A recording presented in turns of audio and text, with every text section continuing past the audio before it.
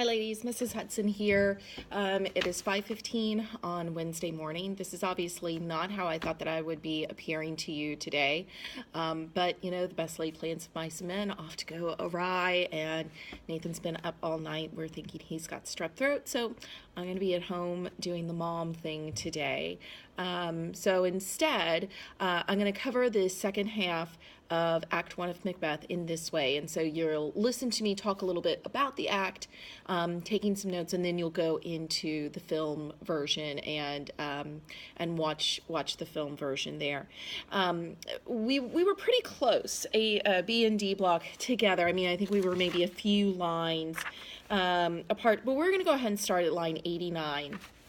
So Macbeth and Banquo have kind of been talking about this encounter that they've just had with the witches. Macbeth obviously is very eager to hear more. Seems like he's more interested in the predictions than Banquo. You know, Macbeth tells us, would they had stayed? And on the other hand, Banquo, you know, is like, have we eaten on the insane route? You know, are we drunk right now? What's happening? And then all of a sudden, Angus and Ross appear on the scene. And Angus and Ross are going to greet Macbeth and say, you know, you're Thane of Cawdor. You've been given this title. And it's really interesting to watch the facial expressions of Macbeth and Banquo when they hear that, because they're very, very different. Banquo immediately says, what? Can the devil speak true? He says that in line 107. And when he says that, we know exactly how Banquo feels about the witches' predictions. We know that he associates them with evil, with the devil. And that really creates this kind of conflict then between Banquo and Macbeth. Macbeth, we know, is eager to hear more. He seems to be placing a little bit more trust in the witches' predictions. But Banquo saying that, associating them with the devil then, is by extension then going to be associating Macbeth with the devil. And so we kind of get the beginning of a conflict there between Macbeth and Banquo. Now, Macbeth is going to speak in asides throughout the majority of this second half of the scene. And remember that an aside is where there are other characters on stage, but it's all of a sudden like Macbeth turns to the audience and is speaking his internal thoughts just to them. And the first thing that he says in his aside in line 117 is, Glamis and Thane of Cawdor, the greatest is behind. And what he means by that is that the greatest is yet to come. The last of the witches' predictions, the Thane of being crowned king, that's yet to come.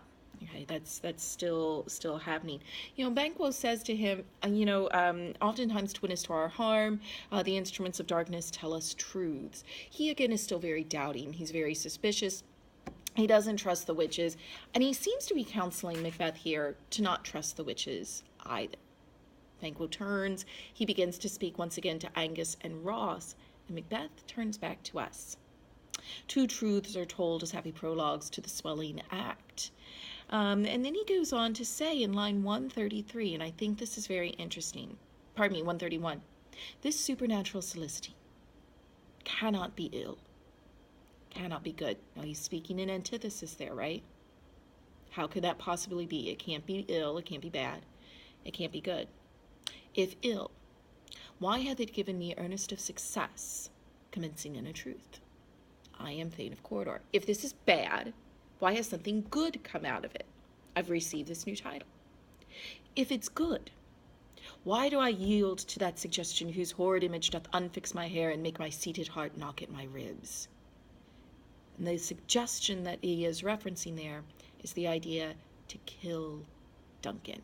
Immediately, I mean, we're like 35 lines after the predictions.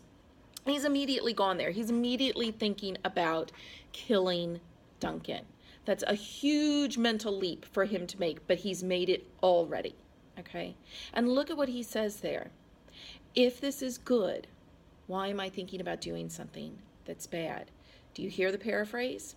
If it is bad, why has something good come from it?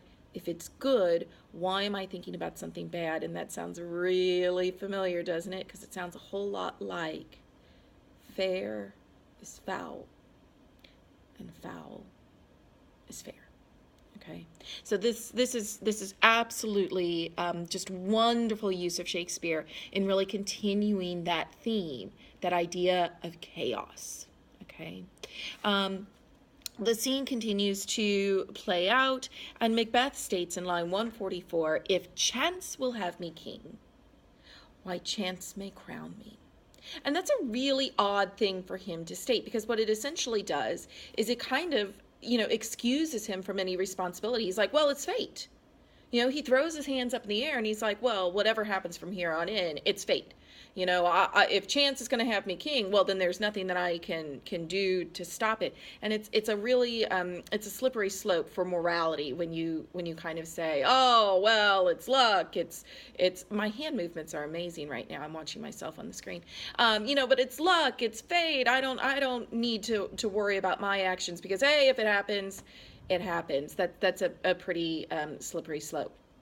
So you're going to watch now the ending of Act 1, Scene 3. We are going to skip Act 1, Scene 4, because quite honestly, nothing happens in it. Macbeth meets up with Duncan.